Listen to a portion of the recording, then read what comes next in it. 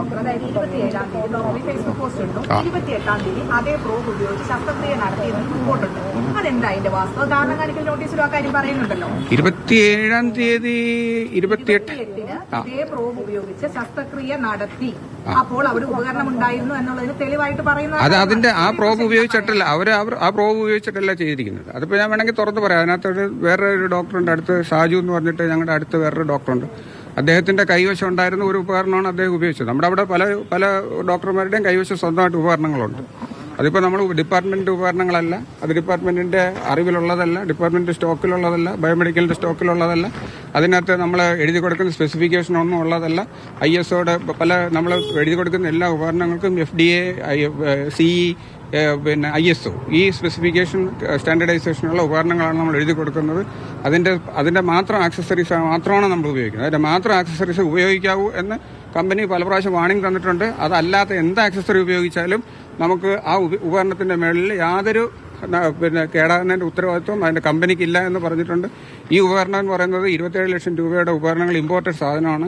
ഇതിന്റെ ഉപകരണത്തിന്റെ ഡ്യൂപ്ലിക്കേറ്റ് 1000 രൂപയ്ക്ക് ഇവിടെ കിട്ടും. 1000 രൂപയ്ക്ക് ഇവിടെ കിട്ടും.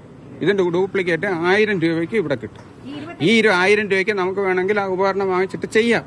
അത് അവര് ഈ പറഞ്ഞിരിക്കുന്ന EMS ലിത്തോ ക്ലാസിന്റെ അവരുടെ അധികാരികൾ അവർ പല പ്രാവശ്യം വന്ന് എനിക്ക് നേരിട്ട് വാണിംഗ് തന്നിട്ടുള്ളതാണ്. ഇതിന് എന്തെങ്കിലും ഇങ്ങനെ ഡ്യൂപ്ലിക്കേറ്റ് സാധനങ്ങൾ ഉപയോഗിച്ച് ഒരു പ്രാവശ്യം അത് ഹാങ് ആയി പോയതാണ്. അവർ പിന്നെ നമ്മൾ കമ്പനി ഹൈദരാബാദിൽ നിന്ന് എഞ്ചിനീയർ വന്ന് റിപ്പയർ ചെയ്തപ്പോൾ അവർ പറഞ്ഞു നിങ്ങൾ ഇതിനകത്ത് ഡ്യൂപ്ലിക്കേറ്റ് ഇട്ട് കഴിഞ്ഞ് ഇതിൽ സിസ്റ്റത്തിന് റീഡ് ചെയ്യാൻ പറ്റും, അത് നിങ്ങൾ എന്ത് ചെയ്താലും കണ്ടുപിടിക്കാൻ പറ്റും എന്നുള്ളതറിയാം.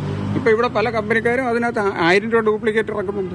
നമുക്ക് 1000 രൂപയ്ക്ക് ശസ്ത്രക്രിയ നടത്തിയ ഉപകരണം കടം വാങ്ങിയതാണ് മറ്റൊരു ഡോക്ടറെ. അത് അദ്ദേഹത്തിന്റെ കൈവശമുള്ളതായിരിക്കും.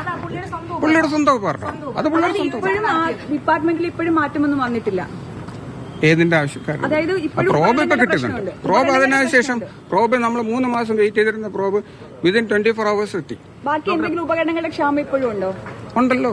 നമ്മളിപ്പോ ESW എന്ന് പറഞ്ഞ ഉപകരണം 2 വർഷമായിട്ട് നമ്മൾ ഉപയോഗിക്കുന്നില്ല. ഏതാണ്ട് ഞാനത് മെമ്മോയിൽ അദ്ദേഹത്തിന് സൂചിപ്പിക്കുന്നുണ്ട്. നമ്മളത് 10 വർഷവും ഏതാണ്ട് 3900-4000 രോഗികൾക്ക് ഉപയോഗിച്ചിട്ടുണ്ട്. അത്ര രോഗികൾക്ക് അപ്പോൾ ESW ഉപയോഗിക്കേണ്ടതാണ്. അതിപ്പോൾ 2 വർഷമായിട്ട് നമ്മൾ മെഷീൻ ഇല്ല. അത് നമ്മൾ അതിന്റെ പുറകെ ഓടുകയാണ്. ഈ കഴിഞ്ഞ ഇപ്പോൾ HDS കമ്മിറ്റിയിൽ അത് പാസ്സാക്കിയിട്ട് തന്നെ വർഷം 1 കഴിഞ്ഞു. അത് ഇതുവരെ ആ മെഷീൻ എത്തിയിട്ടില്ല. അവർ പലതരം എന്തൊക്കെയാണെന്ന് അറിഞ്ഞിട്ട് പല ഓഫീസുകളിൽ കിടന്ന് കറങ്ങുന്നു എന്നാണ് ഞാൻ കേൾക്കുന്നത്. ഡോക്ടറെക്കാളും വളരെ ഉന്നതരായ 4 ഉദ്യോഗസ്ഥരുടെ ഒരു സംഘം തിരുവനന്തപുരം മെഡിക്കൽ കോളേജിലെ പ്രധാനപ്പെട്ട ആളുകളുടെ എല്ലാം അവരിൽ നിന്നെല്ലാം വിവരം ശേഖരിച്ച ശേഷമാണ് റിപ്പോർട്ട് തയ്യാറാക്കിയത്. അത് മന്ത്രിക്ക് കൊടുത്തത്. അതിന്റെ അടിസ്ഥാനത്തിലാണ് ഈ കത്ത്. അപ്പോൾ ഈ അവിടെ ഉണ്ടായിരുന്ന മറ്റു ഡോക്ടർമാരെല്ലാം കാര്യങ്ങൾ പറഞ്ഞുകൂടി ആയിരിക്കുമല്ലോ വന്നത്.